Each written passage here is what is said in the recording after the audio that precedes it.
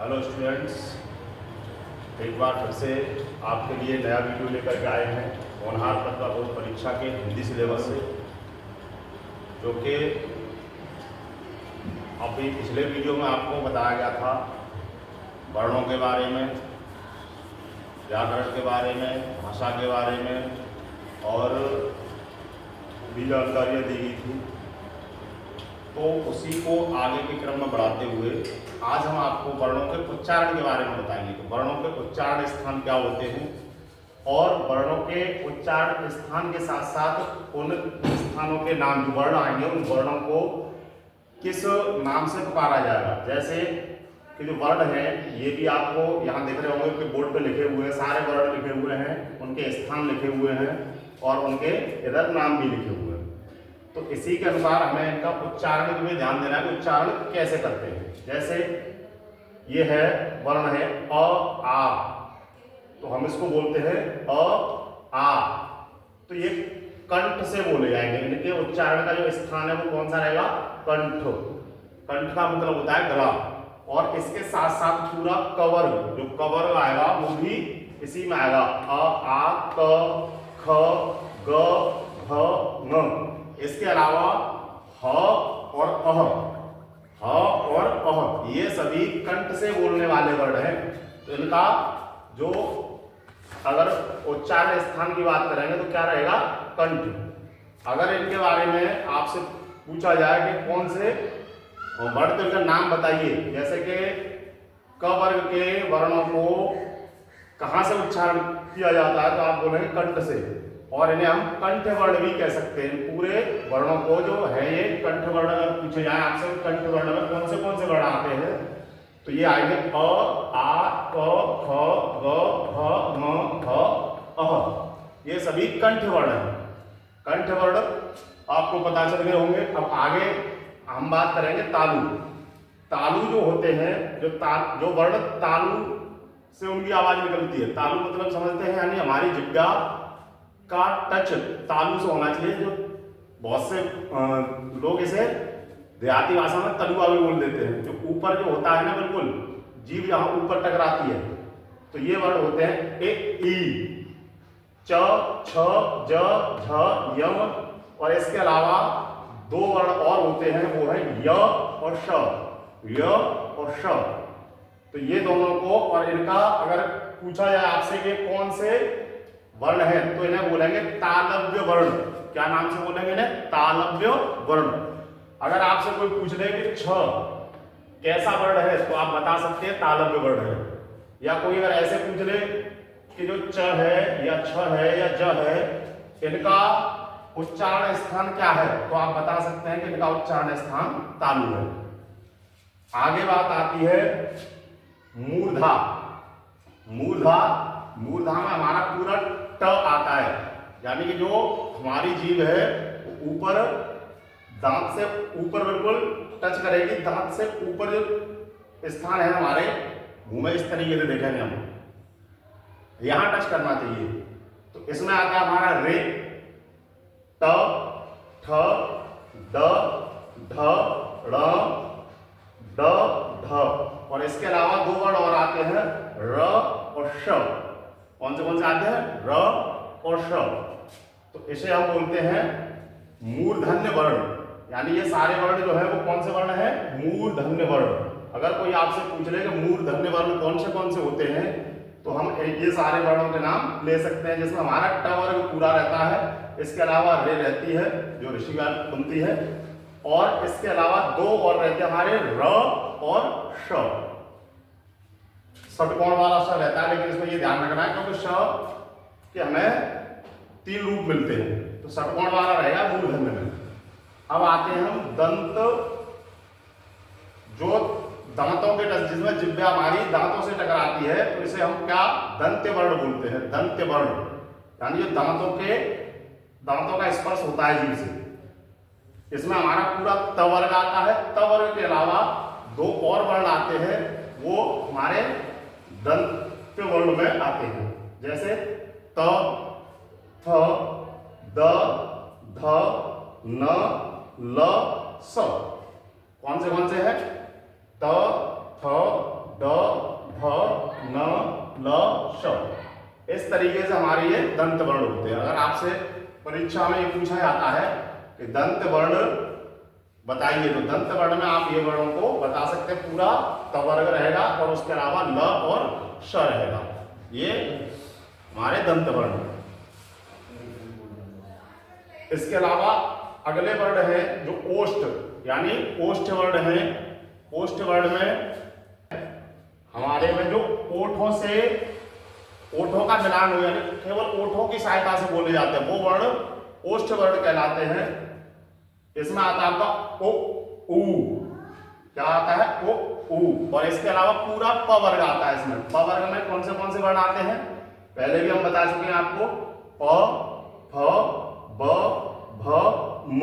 तो पूरा प वर्ग, और प वर्ग के अलावा दो और वर्ण आते हैं, वो क्या है? ओ, ऊ। तो ये हमारे ओष्ठ वर्ण है और इनका स्थान क्या होता है? हमारे ओष्ठ यानी ओठ। इसके अलावा कुछ वर्ण ऐसे भी हैं जो कंठ और तालु दोनों के मिलान से बोले जाते हैं, दोनों की सहायता से बोले जाते हैं। कंठ से भी आप बोले जाएंगे और तालु का भी प्रयोग होगा। उन्हें हम बोलते हैं कंठ तालव्य वर्ण। क्या बोलते हैं? कंठ तालव्य वर्ण। अब कंठ तालव्य वर्ण कौन से होते हैं? ये केवल दो होते हैं, ए, ऐ।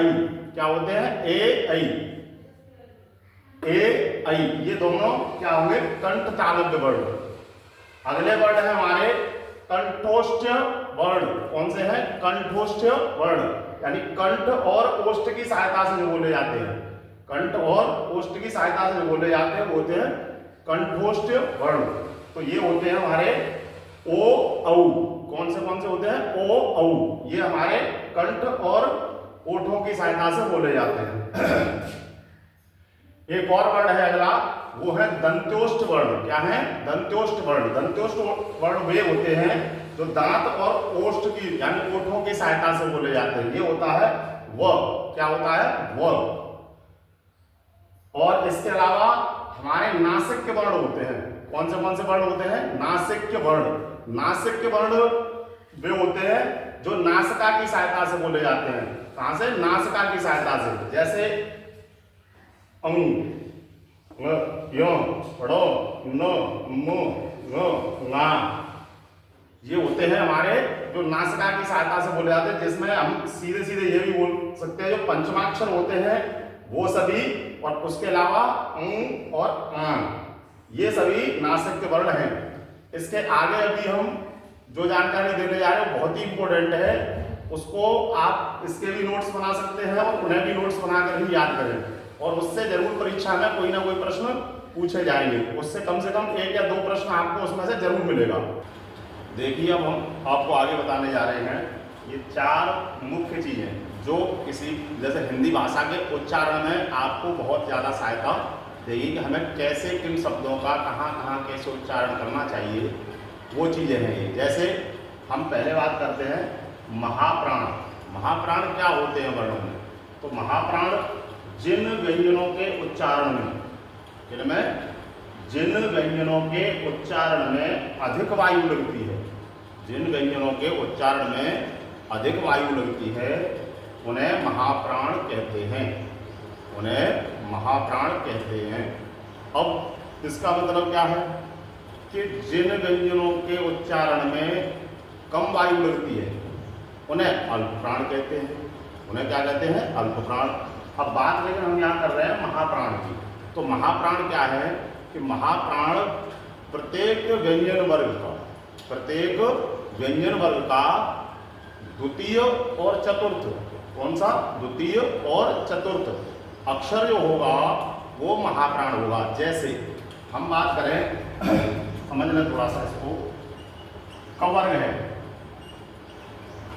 क वर्ग में द्वितीय और चतुर्थ अक्षर कौन से होंगे? एक तो होगा द्वितीय पे ख, तीसरे पे आता है ग, उसके बाद आता है घ। तो अगर हम इनका उच्चारण करेंगे तो आप देखेंगे जब भी हम करते होंगे जैसे क ख, तो ख पे वायु अधिक लगती है, ऐसे ग घ पे वायु अधिक लग रही है। जब अधिक लग रही है तो ये क्या होंगे? दोनों महाप्राण। ऐसे ही प्रत्येक, जैसे कवर्ग होता है, कवर्ग के नीचे चवर्ग, चवर्ग में भी ऐसे ही होता है। चवर्ग की बात करेंगे तो इसमें भी द्वितीय और चतुर्थ जो वर्ण है वो कौन से हैं? महाप्राण हैं। च के बाद क्या आता है? छ। तो देखो छ में वायु अधिक लग रही है। छ के ऐसे चतुर्थ वर्ण इसका क्या होता है? ज के बाद में झ, तो झ पे वायु अधिक लगेगी। ज और झ, तो जहां वायु अधिक लगेगी वो क्या हुआ? महाप्राण। और महाप्राण का मैंने आपको बता दिया प्रत्येक व्यंजन वर्ग, चाहे वो कवर्ग हो, चवर्ग हो, टवर्ग हो, तवर्ग हो या पवर्ग हो, इसके द्वितीय और चतुर्थ जो वर्ण है वो सभी क्या होंगे? महाप्राण। इसके अलावा हमारे जो ऊष्म व्यंजन है, ऊष्म व्यंजन जो है वो भी हमारे क्या होंगे? महाप्राण। इसमें आता है श, श और ह। ये ऊष्म व्यंजन जो है चारों, ये भी हमारे महाप्राण है। इन्हें भी हम अधिक वायु लगाकर ही बोलते हैं। तो हमारे महाप्राणों के बारे में आपको समझ में आ गया। लेकिन महाप्राणों की एक विशेषता और है, उसको आप लोगों को और समझना है ठीक से, कि महाप्राण जो है वो कभी भी एक साथ नहीं आते किसी भी शब्द में। महाप्राण कभी भी किसी शब्द में एक साथ नहीं आते। जैसे भ नहीं आएगा, ख नहीं आएगा, ख नहीं आएगा। ऐसे ही दो महाप्राण कभी एक साथ नहीं आते। इनके साथ में हमेशा अल्प प्राण का ही संगम होता है। जैसे हम अगर कहीं भी लिखें मक्खन, तो मक्खन को लिखेंगे तुम। ये हमारा महाप्राण है। महाप्राण के आगे हमें अल्प प्राण का ही प्रयोग करना पड़ेगा। इसी प्रकार से बहुत सारे वर्ण हैं जिनके बारे में आपको ये पता चलेगा कि महाप्राण कभी भी एक साथ दोनों नहीं आएंगे। आगे अब बात करते हैं बलाघात। बलाघात क्या है? बलाघात वो है कि शब्दों के अक्षरों पर, कोई भी शब्द लिखा है और किस अक्षर पर हमें कितना बल देना है और कितना नहीं देना है। तो जिस अक्षर पर अधिक बल लगेगा वो शब्द का बलाघात होगा, वो शब्द का बलाघात होगा। तो ये साफ शब्दों में लिखा हुआ है, शब्दों के अक्षरों पर बल देने को बलाघात कहते हैं। तो सही उच्चारण हमें तभी तो आएगा जब हम ये समझ पाएंगे कि हमें कहाँ बल देना है, कहाँ नहीं देना है। जैसे बलाघात के बारे में थोड़ा सा इधर समझ लेते हैं।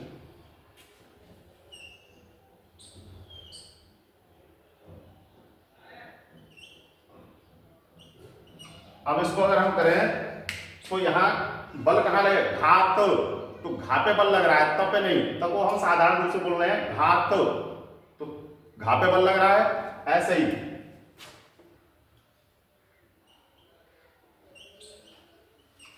अगर हम इसे पढ़ें प्रत्येक, क्या पढ़ेंगे? प्रत्येक। तो कहां बल लग रहा है? य पर। अब य पर बल लग रहा है तो यह हमारा क्या होगा इस शब्द में? बलाघात। इस प्रकार का प्रश्न आपसे परीक्षा में पूछा भी जा सकता है। जैसे कोई शब्द दे दिया कि इसमें बलाघात बताइए, तो अक्षर के जो वर्ण होंगे उनमें से आपको 4 ऑप्शन दिए जाएंगे। जैसे इसी को ले लेते हैं कि इसमें प है, य है या क है या एनी अदर कोई और भी वर्ण हो सकता है। तो उसी के अनुसार ये प्रश्न यहाँ से आपसे पूछे जा सकते हैं। इस पर भी आपको और ज्यादा शब्दों की तैयारी करनी है। आगे देखिए, अगला है संगम। क्या है? संगम। संगम क्या होता है? अब संगम की बात करें तो दो शब्दों के बीच थोड़े से मौन को, थोड़े से मौन का मतलब समझ रहे हैं, यानी थोड़ा सा रुक जाना है, चुप रह जाना है, शांत रह जाना है। मौन का मतलब ये है, वो संगम कहते हैं। लेकिन अगर हम उनको मिला करके बोल देंगे तो उसका पूरा अर्थ ही बदल जाएगा। क्या होगा? पूरा अर्थ ही बदल जाएगा। जब अर्थ बदल जाएगा तो फिर उस शब्द का कोई मतलब नहीं रहा। जैसे हमने कहीं भी लिखा, ये लिखा है, अब यहां पर हमें अगर हम इसको पढ़ेंगे, इसको उच्चारित करेंगे, तो इसको उच्चारण करने के लिए हमें थोड़ा सा बीच में मौन लेना चाहिए। तुम हारे, न कि अगर हम इसको एक साथ पढ़ दें तो इसका अगर मौन खत्म कर देंगे तो ये हो जाएगा तुम्हारे। क्या हो जाएगा? तुम्हारे। तो इसका पूरा अर्थ ही बदल जाएगा।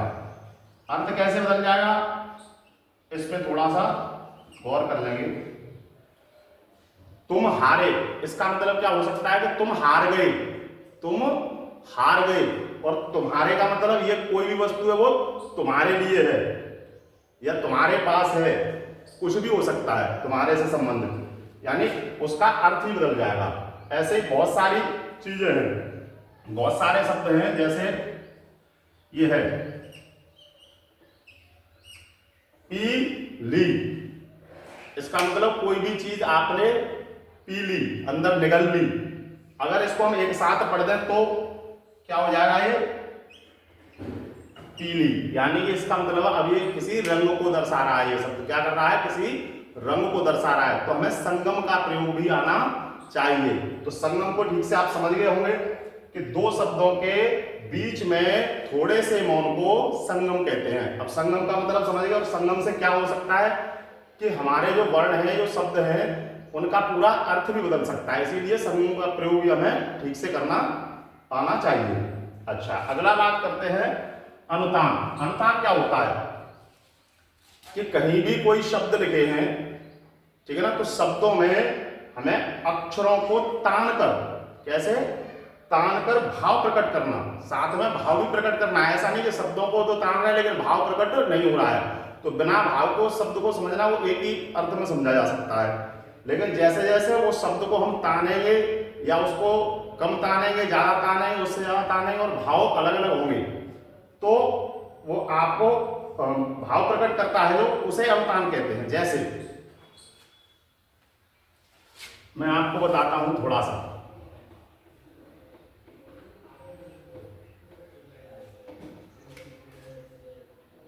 ये लिखा हुआ है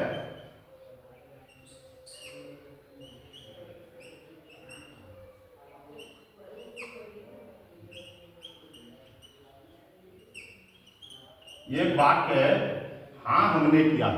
अगर इसे हम स्वीकारात्मक भाव में, कैसे स्वीकारात्मक भाव में अगर हम इसका उच्चारण करें तो ये आएगा हाँ हमने किया है। लेकिन अगर इसी में हम प्रश्न के भाव में अगर इसका उच्चारण करेंगे तो कैसे आएगा? हाँ हमने किया है, इस तरीके का। तो उसमें यहां क्या हुआ? इसको हमने तान दिया, हाँ को हमने क्या कर दिया? तान दिया। तो इसका पूरा भाव बदल गया कि नहीं बदल गया? कि जो स्वीकारात्मक था वो कैसे किस में आ गया? प्रश्न में आ गया, कि प्रश्न जैसा लगने लगा। और अगर जैसे कोई भी काम ऐसा लग रहा है कि इसे हम नहीं कर सकते थे और वो हमने कर दिया, वहां आश्चर्य का भाव जब लाना है तो इसी को कैसे बोलेंगे? हाँ हमने कर दिया। कोई भी बोलेगा यार हाँ तुमने कर दिया, इस तरीके से। तो भाव भी प्रकट करने हैं और अक्षर को तानना भी, उसे हम बोलते हैं अनुतान। तो जहां तक मैंने ये जानकारी दी है आपको ये समझ में आई होगी, मैं उम्मीद करता हूं। और इसके अलावा भी आपको अलग अलग शब्दों पर, अलग अलग वाक्यों पर इन सारी चीजों का अभ्यास करना है ठीक से। इनके नोट्स बना लेने हैं, नोट्स बना करके इनका अभ्यास लगातार करते रहें, क्योंकि परीक्षा में इनसे संबंधित जरूर प्रश्न पूछे जाएंगे, इस बात की मेरी पूरी उम्मीद है। और आप भी इसको जितने लगन से अच्छे तरीके से तैयार करेंगे तो ये आपको उतने अच्छे तरीके से आ जाएगा। और मैं ये कामना करता हूं कि आप सभी विद्यार्थी इस परीक्षा में अच्छे नंबर लाएं, अच्छे तरीके से सफल हों। और हिंदी पर ही विशेष बल देना है। आपको सबको पता है कि यह प्रतियोगिता केवल हिंदी के लिए स्पेशल रखी गई है कि हिंदी को बढ़ावा मिले, क्योंकि हिंदी को ठीक से बच्चे आजकल ना तो पढ़ रहे हैं और ना ही उसको समझ रहे हैं। समझ क्यों नहीं पा रहे हैं? क्योंकि ये चीजें उनको पता नहीं है। जो जानकारी उन्हें प्राथमिक लेवल पर मिलनी चाहिए थी वो अभी 6, 7, 8वीं में भी आ गए, तब भी नहीं मिल रही है। तो हम जो आपको सिखाने की कोशिश कर रहे हैं, मैं उम्मीद करता हूँ इससे आपको बहुत सहायता मिल रही होगी। और हमारे वीडियो को इसी तरीके से देखते रहिए। और आगे भी जिन लोगों तक नहीं पहुंची है ऐसी जानकारी, उन्हें जानकारी देनी है तो इस वीडियो को शेयर करें, लाइक करें। इसी के साथ बहुत बहुत धन्यवाद।